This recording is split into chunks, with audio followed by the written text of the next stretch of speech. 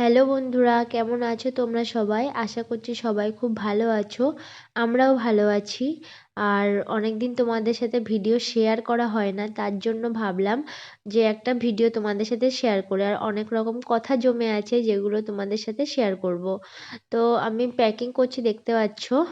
প্যাকিংটা এই কারণে করছি যে আমি বাপের বাড়ি থেকে চলে যাচ্ছি ফাইনালি 1 বছর পর।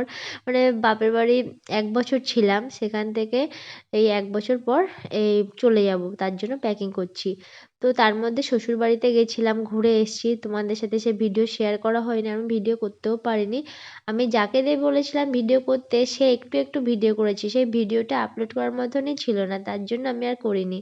তো এই জন্য এই ভিডিওটা আমি শেয়ার করছি। তো এটা আমরা শ্বশুরবাড়ি যাচ্ছি না, এটা যাচ্ছি আমরা কাঁচরাপাড়ায়। আর কাঁচরাপাড়ায় যাচ্ছি এই কারণেই, এই যে তোমাদের দাদাভাই মানে আমার হাজব্যান্ড শিলংয়ে যে ডিফেন্সের জবটা করতো, ও ওটা রিজাইন দিয়ে দিয়েছে।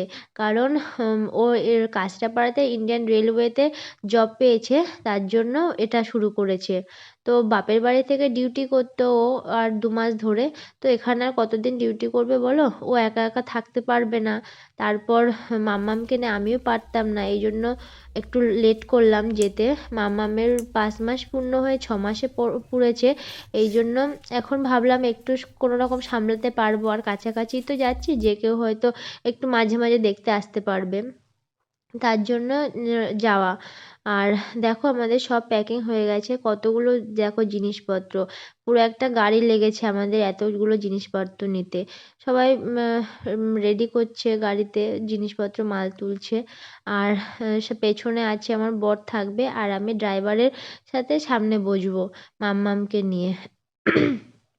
আর সত্যি কথা বলতে ভীষণই খারাপ লাগছিল, জানো না, এতদিন বাপের বাড়িতে ছিলাম, মাম্মামকে এবার একা একা সামলাতে হবে, জানি না কিভাবে সামলাবো আমি। আমার আমার খুবই কষ্ট হয়েছে ভাবতে গেলেও, যে কিভাবে একটা বাচ্চাকে আমি সামলাবো, সংসার দিয়ে বাচ্চা দিয়ে।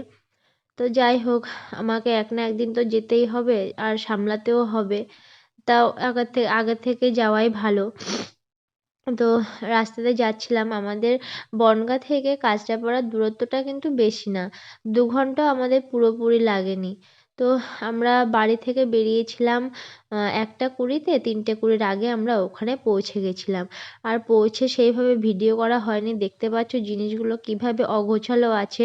এসে শুধু বেডটা ঠিক করেছে, আর এদিকে হাজবেন্ড সব ধোয়া ফেলা করছে, কারণ আমার ঠান্ডা লেগেছিল, আমি মাম্মামকে নিয়ে করতে পারবো না।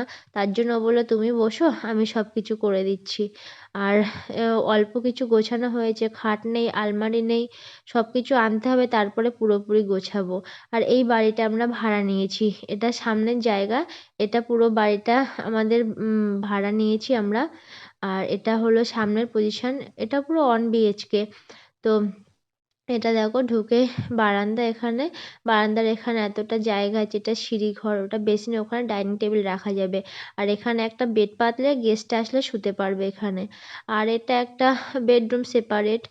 আর এখানে সবাই ছিল, দিদির ছেলে মেয়ে দুটো এসেছে, আমার হাজবেন্ড আছে, ওরা মাম্মামকে নিয়ে খেলা করছিল, ওদের বাড়ি এখানেই। তো ওই জন্য কাছাকাছি আছে বলে ওদেরকে ডেকে নিয়েছি আমি। আর এটা দেখতে পাচ্ছ, এটা রান্নাঘর। সকালবেলা আমার রান্নাও হয়ে গেছিলো, অনেক সকালে উঠেছিলাম। আর এটা একটা বাথরুম, এটা ইনকমপ্লিট আছে, এটা কমপ্লিট করবে। আর এটা আরেকটা বাথরুম। আর বাইরে জায়গা আছে, এটা পেছনের দরজা। বাইরে এখানে কল আছে। আর পেছনে জায়গা দেখতে পাচ্ছ, এই গর্তের ভেতরে সব জিনিসপত্র নোংরা ফোংরা ফেলি।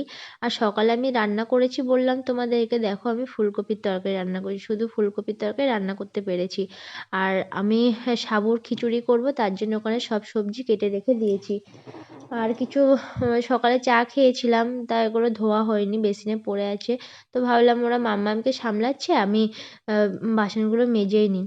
তো আমি এই জন্য বাসনগুলো মাজছিলাম, আর ওকে টিফিনটা করে দেবো, তার জন্য সেটাও গোছাতে হবে। ভাতটা আমি বসিয়ে দিয়েছি, ওদিকে ভাত হচ্ছিল। জানো না তোমাদেরকে কি বলবো, মানে এক হাতে সংসার সামলানো, একটা বাচ্চা সামলানো যে কতটা ডিফিকাল্ট, এখন আমি হাড়ে হাড়ে বুঝতে পারছি। মানে কেউ যদি পাশে না থাকে, মানে সংসার দিয়ে বাচ্চাদের সামলাতে যে ভীষণ কষ্ট। এর আগে কখনো করিনি, জানি না, এখন আমি বুঝতে পারছি। তো আমার শাশুড়ি মাকে বলা হয়েছে উনি হয়তো আসবে, আসলে আমি একটু রেহাই পাবো, কারণ মাম্মামকে দেখলে আমি সব কাজই করে নিতে পারবো। তো ওকে নিয়েই বেশি আমার চিন্তা, কারণ একটা বাচ্চাকে ফেলে তো আর সংসারে কাজ করা যায় না, যতটুকু সম্ভব ততটুকুই করতে পারবো, এর বেশি আর পারবো না। তো ও চলে যায় 10:30 নাগাদ চলে যায়, আবার আসে বিকালে। এইটুখানি সময় মাম্মামকে দেখতে পারি মানে দেখতে পারি, কিন্তু সংসারের কাজ থাকে, সব কিছু গুছিয়ে আমি ঠিক মতো পেরে উঠি না, জানো না। ও অনেকটা আমাকে হেল্প করে দিয়ে যায়, যেটুখানি থাকে তারপর টুকটুক করে করি মাম্মাম যখন ঘুমায়। আর সকালবেলা সব কাজ করে নিয়েছি আমি। সবজিগুলো কাটছি, ওকে একটু ম্যাগি বানিয়ে দেবো তার জন্য। আর দিদির ছেলে মেয়েগুলো এসছে, ওদেরকেও একটু কিছু দেবো সকালবেলা ব্রেকফাস্ট।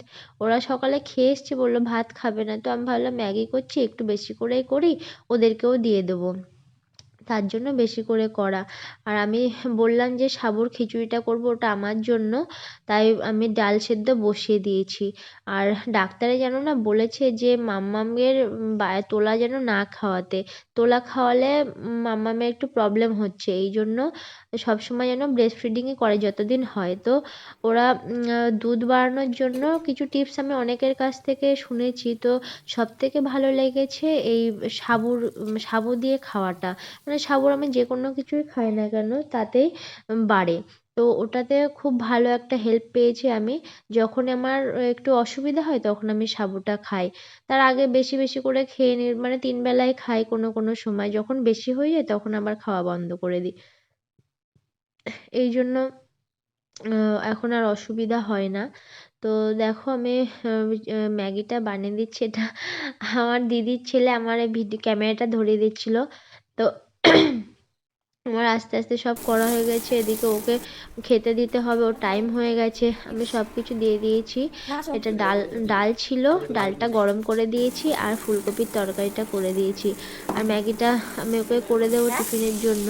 টিফিন না খেলে মানে এই সময় খেয়ে যাওয়ার, কিছু না খেলেও হয় না, বাইরের খাবার খেতে চাই, বলে তোমার করতে হবে না, আমি বাইরেতে খেয়ে নেবো। তো বাইরের খাবার কতদিন খাবে বলো, বাইরের খাবার খেলেও শরীরের পক্ষে এটা ক্ষতিকর। এই জন্য আমি বলেছি না, আমি কষ্ট করে হলেও তোমাকে কিছু হলেও বানিয়ে দেবো, তুমি সেটা খাবে। তো তার জন্য ও আর না করে না, ও নিয়ে যায়। দেখ অল্প করে ওকে টিফিনে দিয়ে দিয়েছি, আর দিদির ছেলে মেয়ের জন্য আমি অল্প করে দিয়েছি, ওরা দুইজনে খেয়ে নেবে। তো এদিকে ওরও টাইম হয়ে গেছে, ও বেরিয়ে গেছে, যাওয়ার সময় রোজ মাম্মামকে একটু আদর করে যায়। তারপর বন্ধুরা ভিডিওটা আর বেশি বড় করব না, তো আমি রুমটা গুছিয়ে নিই, তারপর তোমাদেরকে আবার ভালো করে একটা ভিডিও দেব। আর আজকের ভিডিও এই পর্যন্তই। তোমরা সবাই ভালো থেকো, সুস্থ থেকো। আমার ভিডিওটি যদি ভালো লাগে অবশ্যই একটা লাইক কমেন্ট আর আমার চ্যানেলটা সাবস্ক্রাইব করে দিও।